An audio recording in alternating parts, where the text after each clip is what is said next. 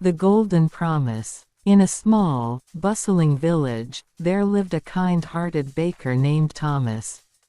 He was known far and wide for his delicious bread, baked fresh every morning. But more than his skill in baking, it was his generosity that made him beloved by all. Thomas never turned away anyone who was hungry, even if they had no money to pay. One chilly morning, as Thomas arranged warm loaves on his wooden counter, an old woman entered his bakery. Her clothes were tattered, and her face was weary, yet her eyes held a gentle kindness.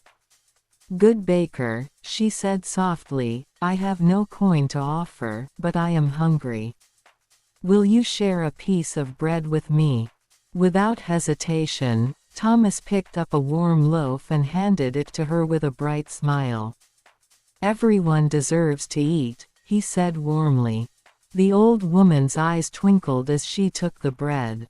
She held Thomas's hands for a moment and whispered, "May your flour never run out." Then, she pressed a small golden coin into his palm and walked away. Thomas looked at the coin in wonder, but he thought little of it. He placed it in a small jar and went on with his day, baking bread as usual.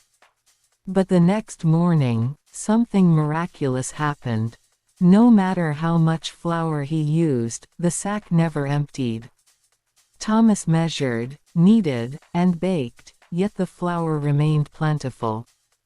Day after day, he made more bread than ever before, yet his supplies never dwindled. Realizing the blessing he had received, Thomas did not keep it to himself.